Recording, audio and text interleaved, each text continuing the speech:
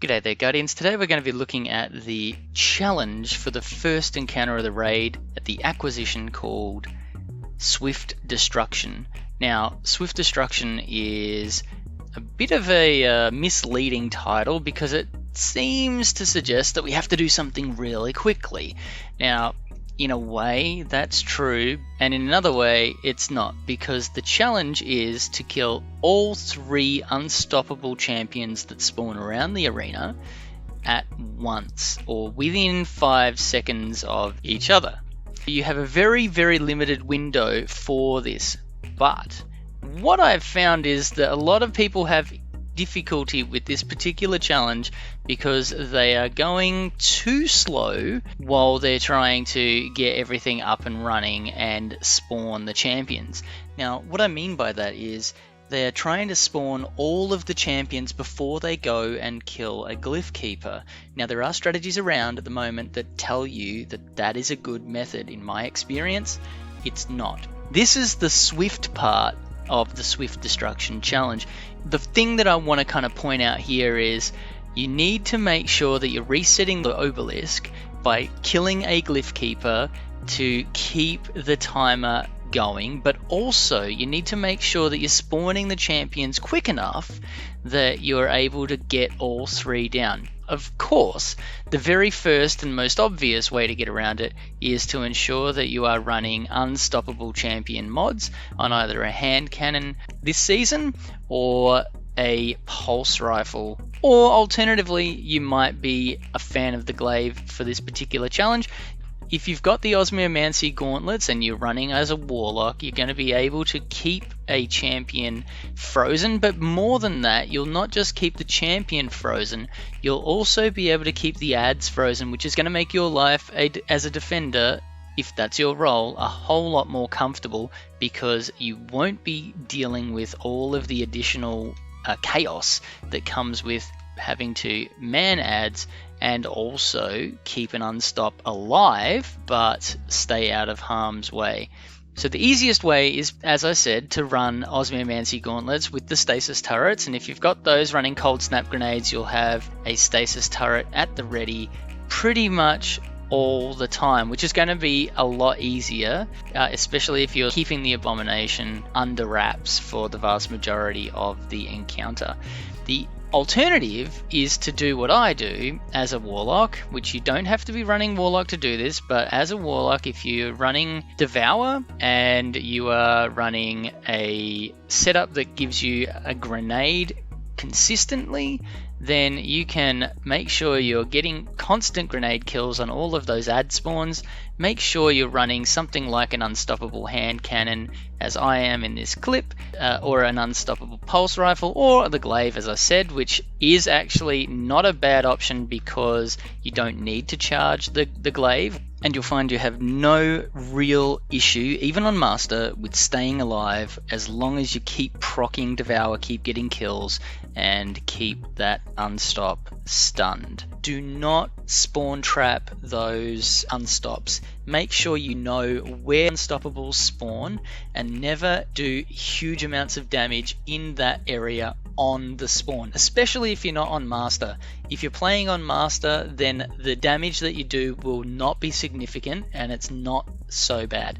But if you're spawn trapping ads on Legend and you're firing, say, a Gjallarhorn straight at that spawn location and an unstop happens to be there, there is a chance that you're going to get yourself in trouble and you'll fail the challenge. So keep an eye out for that as well. Make sure you're spawn trapping them with unstoppable weapons by stunning them and not hitting them with heavy damage like a Nova Bomb, for example, or a Gjallarhorn or something like that. So we've just discussed Defender. Now let's have a look at what the runners have to do. As soon as they spawn, you kill a knight. If you're looking for them, you should be able to find them pretty easily. The spawn locations are designated, they're set spawn locations, and you should be able to see almost all of them from a couple of positions.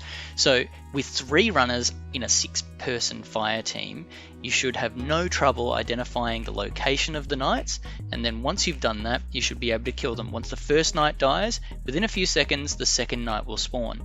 Once the second knight dies, you need to be able to get that first Glyph Keeper down, because by then the obelisk is going to be fairly highly charged and you're going to be getting close to wiping. If you're sitting around waiting for that third knight to spawn, killing the third knight, then getting all 3 rooms ready to roll, by the time you get the first Glyph Keeper down, it's going to be touch and go if you actually manage it.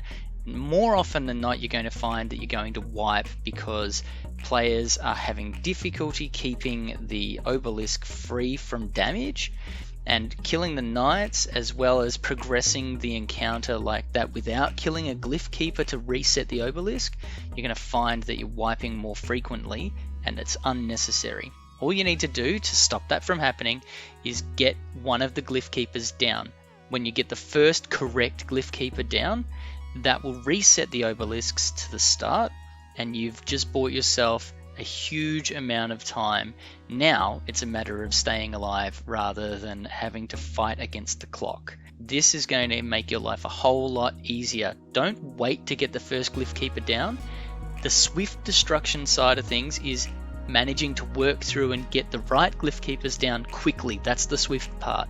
Once you've done that, then you actually need to be able to get all 3 champions stunned at the same time, and then you kill them. So the key here is not to call out when to kill your champions, but the key is actually, once you're ready to stun them and kill them, you need to coordinate the stun, because what I've found is that as players are stunning, they start to get out of sync.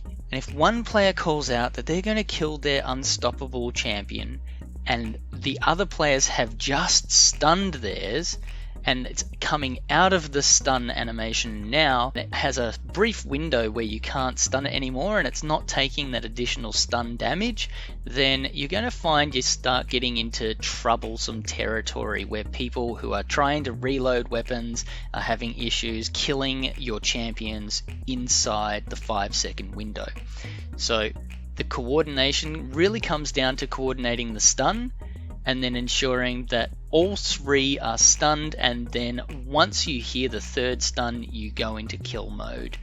Now, you don't need to wait for the Glyph Keepers to go down for any of this to happen. You need to get those unstoppables down so that you can continue to manage the ads as a defender. Meanwhile, the runners are going and doing their thing, getting the correct Glyph Keeper down, and by doing that, they're going to continue to buy additional time. It's actually quite a simple challenge if you coordinate, communicate, and nobody panics. If you've got people looking out for all of the knight spawns, it's going to make your life really easy. If you see a knight, you kill the knight. If you kill a knight, call it out. That way your teammates aren't running around looking for it. You don't end up wasting time looking in unnecessary spawn locations because the knights are already down. When those knights are down, if you're paying attention to your totems, then make sure you call out which room is coming out. If you're a runner and you're just using the strategy where you're running your own totem, then make sure you're paying attention to your totem, and as soon as you see that, run to the door. One key here is that if you don't have your door open and you don't have line of sight, don't run away from the room, run up to the door. When you get to the door, it will actually spawn the third glyph, and that is going to do 2 things. First of all, it's going to spawn the ads inside the room, which mean that you now know by seeing the glyph which glyph keeper you're going to kill when the door is actually open.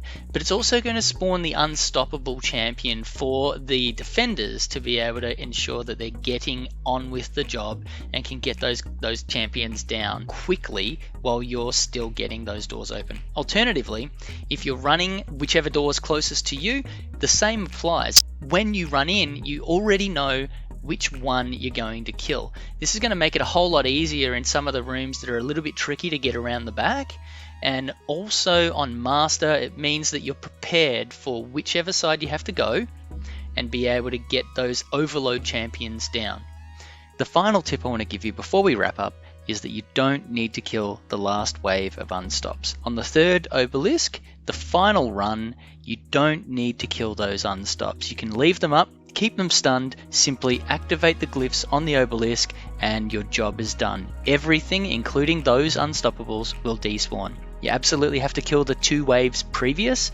The first 2 runs need to die because those ones don't despawn. If you got something out of this guide, Guardians, I would really appreciate a like. Thanks for watching, and I'll see you next time.